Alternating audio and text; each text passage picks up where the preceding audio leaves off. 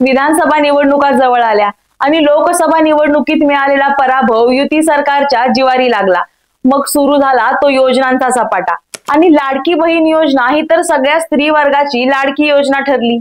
त्यानंतर एकावर एक योजनांचा मारा सुरू झाला, पण अशातच या योजनांवर अनेक टीका झाल्या। आता आपल्याला हे कितीही चांगलं चित्र वाटत असलं तरी याची तशी दुसरी बाजू सुद्धा महत्वाची आहे। विधानसभा निवडणुका अगोदर राबवल्या जाणाऱ्या या योजनांमुळे महाराष्ट्र कर्जबाजारी होत आहे का, असं का म्हटलं जात आहे, जाणून घेणार आहोत प्राईम संवादच्या आजच्या भागात। नमस्कार, मी सारिका। प्राईम संवाद या युट्यूब चॅनलवरती आपणा सर्वांचं स्वागत करते। युती सरकारने जून 2024 मध्ये राज्याचा अर्थसंकल्प जाहीर केला आणि यात अनेक मोठ्या घोषणा करण्यात आल्या। या योजनांसाठी सरकारने कोट्यावधी रुपयांची तरतूद देखील केली। आता या योजना नक्की कोणत्या आहे हे थोडक्यात जाणून घेणं सुद्धा महत्वाचं।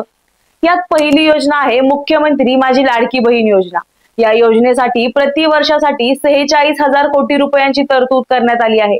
21 ते 60 या वयोगटातील महिलांसाठी ही योजना असून या अंतर्गत पात्र महिलांना दर महिन्याला 1,500 रुपये मिळणार आहेत। दुसरी योजना आहे मुलींसाठी मोफत उच्च शिक्षण योजना। या योजनेद्वारे मागासवर्गीय आणि आर्थिकदृष्ट्या दुर्बल घटकातील विद्यार्थिनींना 100% शुल्काची प्रतिपूर्ती केली जाणार आहे। यासाठी वर्षाला 2,000 कोटी रुपयांची तरतूद केली जाणार आहे। यात पारंपरिक पदवी अभ्यासक्रम ते वैद्यकीय, अभियांत्रिकी अशा जवळपास 500 अभ्यासक्रमांचा समावेश आहे। तिसरी योजना आहे मुख्यमंत्री युवा प्रशिक्षण योजना। या योजनेसाठी प्रति वर्षासाठी 10,000 कोटी रुपयांची तरतूद करण्यात आली आहे।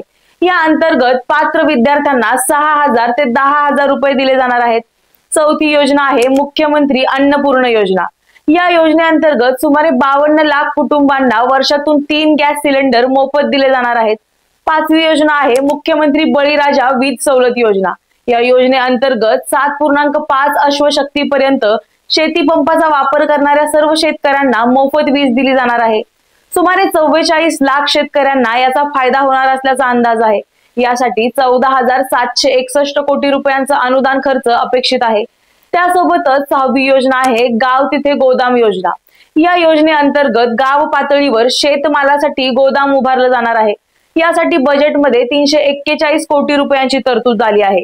सातवी योजना आहे मुख्यमंत्री मोफत तीर्थक्षेत्र दर्शन योजना।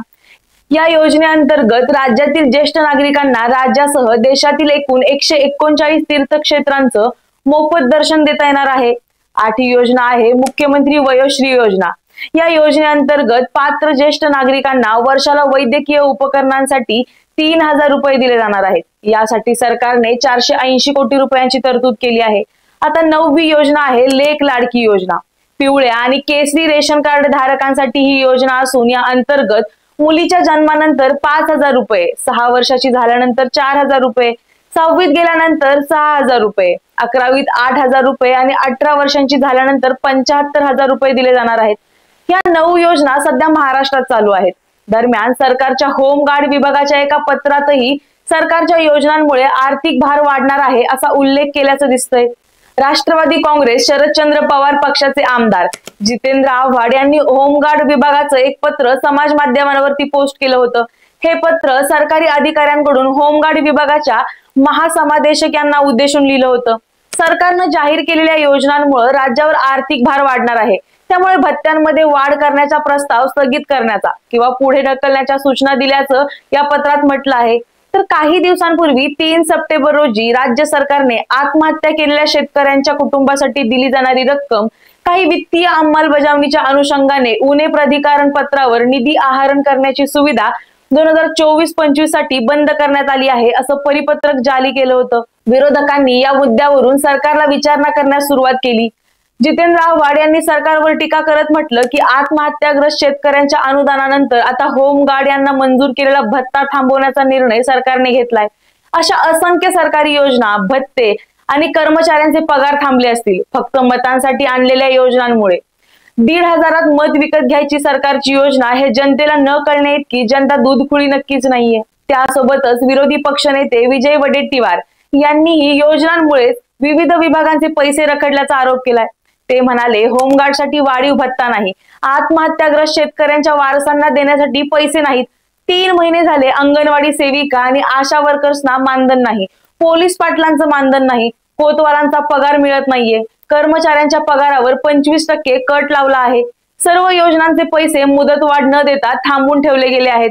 अशा प्रकारे सरकारने आणलेल्या या योजनांवर भरपूर टीका झाल्या आहेत। पण आता विरोधकांच्या टीका सोडल्या तर या योजनांचा खरंच अर्थव्यवस्थेवर काही परिणाम होतोय का, आणि होत असेल तर तो नक्की कसा, हेही जाणून घेऊया। ज्येष्ठ पत्रकार आणि राजकीय विश्लेषक दीपक भातुसे म्हणाले की विधानसभेत जास्तीत जास्त जागा जिंकण्यासाठी युती सरकारने लोकप्रिय योजनांची घोषणा केली, पण सरकारी तिजोरीवर जो परिणाम होईल याचा विचार केलेला दिसत नाहीये। आधीच मांडलेल्या अर्थसंकल्पात 20,000 कोटी रुपयांची महसूल तूट होती। या योजनांमुळे 1 लाख कोटी रुपयांचा बोजा सरकारी तिजोरीवर पडणार आहे। यामुळे महसुली तूट 1,20,000 कोटी रुपयांवर जाणार असल्याचा अंदाज आहे, असंही ते म्हणाले।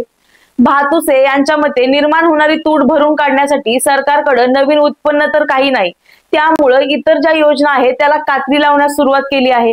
यात होमगार्ड तसंच सरकारी कर्मचाऱ्यांना भीती आहे की त्यांचा पगार कापला जाऊ शकतो। तसं पत्र जरी सरकारने काढलं नसलं परंतु तशी शक्यता नक्कीच आहे, कारण हा खर्च करण्यासाठी सरकारला इतर योजना किंवा चालू आर्थिक भार कमी करण्याशिवाय पर्याय नाही, असंही त्यांनी सांगितलं। त्यासोबतच अर्थतज्ञ नीरज हातेकर यांनी या मुद्द्यावर बोलताना राज्याची अर्थव्यवस्था व्हेंटिलेटरवर राहील अशी प्रतिक्रिया दिली। ते म्हणाले की या योजनांसाठी एकूण 85,000 कोटी खर्च होईल आणि अंदाजपत्रकात आपलं एकूण उत्पन्न 5.5 लाख कोटी रुपये आहे। याचा अर्थ 15-20% उत्पन्न या योजनांमध्ये चाललेलं आहे। हे तर परवडण्यासारखं नक्कीच नाहीये। आता जसा योजनांचा खर्च तसाच या योजनांच्या जाहिरातींचा खर्च सुद्धा अव्वाच्या सव्वा आहे। समाज वर्गांसाठी सरकारी योजना आहेत। माहिती आणि जनसंपर्क महासंचालनालयाचं काम असतं की या योजनांची माहिती लोकांपर्यंत पोहोचवणं। या महासंचालनालयातर्फे राबवल्या जाणाऱ्या या नव्या आराखड्यासाठी सरकारनं 270 कोटी रुपयांची तरतूद केली आहे।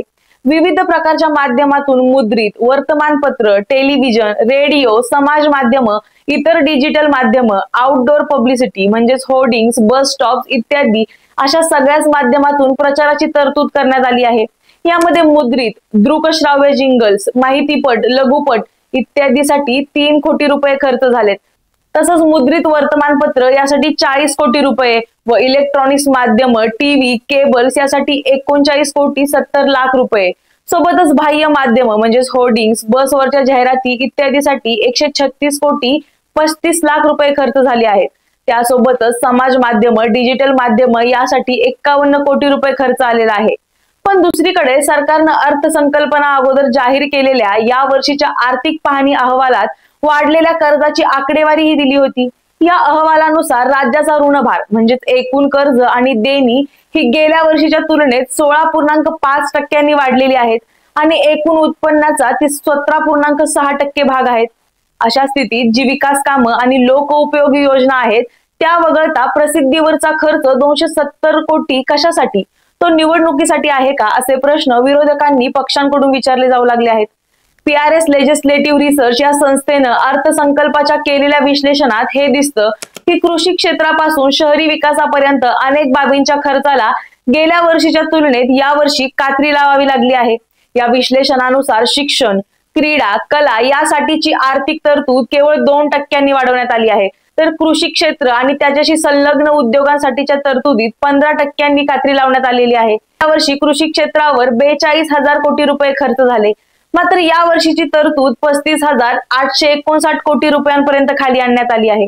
आरोग्य आणि कुटुंब कल्याणासाठीच्या तरतुदीमध्ये 9% घट करण्यात आली आहे। गेल्या वर्षी 30,630 कोटी बजेट होतं, ते आता 27,748 कोटींपर्यंत खाली आलं आहे। शहरी विकासाच्या खर्चाला तर 27% कात्री लावण्यात आली आहे। 31,802 कोटींवरून ही तरतूद 22,759 कोटींवर आणण्यात आली आहे। दुसरीकडे ग्रामविकास, सामाजिक न्याय या विभागांच्या तरतुदींमध्ये गेल्या वर्षीच्या तुलनेत अनुक्रमे 6 आणि 7% घट आहे। आता जीवनासाठी महत्त्वाच्या असणाऱ्या खर्चांना कात्री लावण्यात येत आहे आणि या योजनांमुळे पुढे जर असंच चालू राहिलं तर महाराष्ट्र कर्जबाजारी होत आहे असं म्हटलं जात आहे, कारण राज्याचा ऋणभार गेल्या वर्षीच्या तुलनेत 16.5% वाढलेला आहे। याबद्दल तुम्हाला काय वाटतं? या योजनांची खरंच गरज आहे का? काही महत्त्वाच्या योजना सोडल्या तर बाकी योजना सरकारने बंद करायला हव्या का? याबद्दल तुम्हाला काय वाटतं हे आम्हाला कमेंटमध्ये नक्की सांगा आणि प्राईम संवाद या YouTube चॅनलला सबस्क्राईब करायला विसरू नका। धन्यवाद।